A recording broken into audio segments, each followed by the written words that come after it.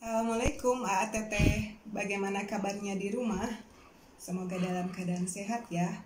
Video kali ini Ibu mau mendemokan mengenai indikator asam basa dari alam. Kita tahu banyak sekali senyawa asam ataupun basa di kehidupan kita sehari-hari. Misalnya jeruk lemon, ini mengandung senyawa asam. Asam asetat atau sehari-hari kita sebut dengan cuka ya. Senyawa basanya misalnya terdapat dalam sabun atau deterjen, kemudian dalam pengembang makanan atau soda kue ini terdapat natrium bikarbonat NaHCO3. Nah, bagaimana membedakan itu asam ataupun basa? Kita bisa menggunakan indikator asam basa. Kalau di sekolah kita ada kertas lakmus merah dan biru ataupun indikator universal. Tapi bagaimana kalau kita mau membedakannya di rumah dengan bahan yang ada di sekitar kita? Nah, sekarang Ibu mau mencontohkan ini senyawa asamnya dari lemon ya.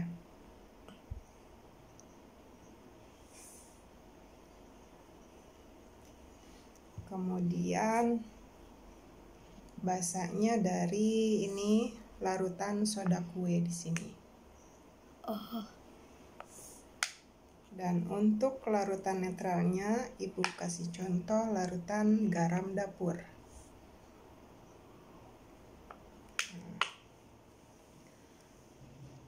Kalau di sekolah kita pakai kertas lakmus, kita bisa mencirikan asam mengubah lakmus biru menjadi merah.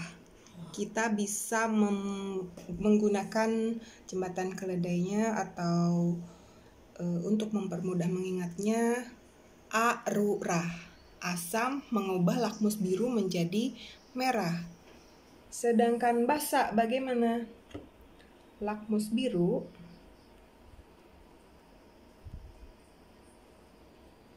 akan tetap biru di larutan soda kue ya. Kemudian bagaimana di garam yang netral juga tetap biru ya. Jadi asam mengubah lakmus biru menjadi merah. Kalau basa sebaliknya, mengubah lakmus merah menjadi biru.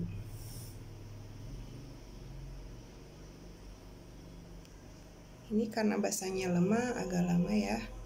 Nah, ini bisa dilihat terdapat perubahan menjadi kebiruan ya. Sedangkan di senyawa asam, di larutan asam, lakmus merah tetap merah. Begitu juga di larutan netral, lakmus merah tetap netral. Nah, kita bisa menggunakan jembatan keledai atau untuk memudahkan mengingatnya dengan SAMERU ya. Basa mengubah lakmus merah menjadi biru. Jadi lakmus biru di larutan asam menjadi merah, di basa tetap biru, di larutan netral tetap biru. Lakmus merah di larutan basa menjadi biru, di larutan asam tetap merah, di larutan netral tetap merah. Nah, kemudian derajat keasaman atau pH-nya bagaimana? Nah, kita bisa menggunakan indikator universal ya. Untuk larutan-larutan asam, nih, misalnya larutan lemon ini kita celupkan. Nah, ini kita bisa cocokkan ada di pH 3 ya. Nih, pH 3. Jadi larutan ini jeruk lemon ini pH-nya 3. Kemudian soda kue tadi yang sifatnya basa, pH-nya ternyata di sini tidak ada yang cocok ya. Jadi kita balikan di kisaran 7 sampai 14. Ini adalah cocoknya di angka 9 ya di sini. Jadi pH larutan soda kue ini adalah 9. Ya. Jadi pH asam itu di bawah 7. Ini contohnya 3 ya. Kemudian yang basah itu di atas 7. Sedangkan kalau garam yang bersifat netral, pH-nya kita cocokkan ini adalah 7 ya. pH-nya untuk larutan netral 7. Jadi 7 itu adalah batas untuk pH untuk asam dan basa ya. Kemudian tadi bagaimana kalau di rumah kita tidak memiliki kertas lakmus dan indikator universal, kita bisa menggunakan indikator asam basa dari alam. Misalnya ini kol ungu ya. Kol ungu ini sudah diekstrak, direndam dalam air, warnanya ungu ya. Kita tambahkan atau teteskan di larutan asam, ini bagaimana warnanya? Warnanya menjadi pink ya, menjadi merah muda. Sedangkan di larutan basa kita tambahkan, ini warnanya menjadi biru ya. Sedangkan di larutan yang netral pink, ini tetap ungu ya. Nah tuh, jadi ini sesuai dengan warna indikator alamnya ya di pH netral. Sedangkan di larutan asam warnanya menjadi pink, di larutan basa warnanya menjadi biru. Jadi bahan-bahan alam yang warnanya berubah atau berbeda di dalam asam dan basa itu bisa menjadi indikator asam basa dari alam. Bagaimana kalau kita tidak memiliki pipet tetes di rumah? Kita bisa menggunakan sedotan air mineral ya, maaf menyebut merek. Nah, jadi kita celupkan dulu sedotannya, kita tutup atasnya. Nah, jadi ini bisa kita tambahkan ya, teteskan. Jika kita tidak memiliki pipet tetes di rumah.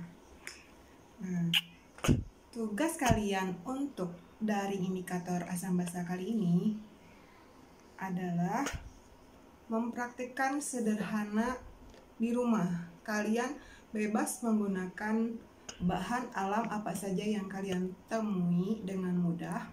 Misalnya kunyit, kalau ada daun suji boleh, kalau ada bunga-bungaan berwarna juga boleh, kalau ada bayam merah juga boleh ya. Nah, kemudian dibuat ekstraknya. Misalnya kalau kunyit lebih mudahnya diparut ya. Kalau bayam merah kita bisa merendamnya di air. Nanti akan keluar warna merahnya. Kemudian daun suji juga bisa direndam ya. Kalau misalnya bunga-bunga berwarna, kalau di sekolah kita biasa menggunakan lumpang alu untuk menghaluskannya ya. Tambah sedikit air untuk membuat ekstraknya. Kalau di rumah tidak ada lumpang alu ya, kita bisa menggunakan cobek biasa ya, dengan mutunya yang buat menghaluskan bumbu di rumah di dapur. Nah, kemudian setelah membuat ekstrak dari bahan alam itu, kalian boleh mencontohkan untuk larutan asam misalnya dengan cuka ya, ataupun dengan seperti ini jeruk lemon, jeruk nipis, ataupun adanya buah-buahan yang lain misalnya ya yang sifatnya asam boleh. Kemudian yang basah kalian boleh membuat larutan dari sabun atau dari soda kue juga ya. Kemudian untuk yang netralnya gunakan garam dapur, dilarutkan dalam air. Lalu lihat perbedaannya, apakah berubah atau berbeda warnanya di dalam asam dan basa. Seandainya di dalam asam dan basa warnanya sama ya, berarti bahan alam tersebut tidak dapat dijadikan indikator asam basa. Misalnya cabai, meskipun warnanya merah, ternyata warnanya di larutan asam dan basa tetap merah, berarti tidak bisa digunakan untuk indikator asam basa. Jadi tidak semua ya senyawa di alam yang berwarna itu bisa dijadikan indikator asam basa. Nah, nanti kalian simpulkan sendiri. Jika di dalam larutan asam dan basa ekstrak dari bahan alam tersebut berubah atau berbeda warnanya, berarti larutan indikator dari alam itu bisa bahan alam dari alam itu bisa digunakan untuk indikator asam basa. Misalnya kunyit bisa dijadikan indikator asam basa ataukah tidak nanti ya setelah diteteskan ke dalam larutan asam dan basa. Demikian video kali ini, mudah-mudahan ada manfaatnya. Terkadang kreativitas muncul atau hadir dari segala keterbatasan. Selamat mempraktikkan di rumah. Wassalamualaikum warahmatullahi wabarakatuh.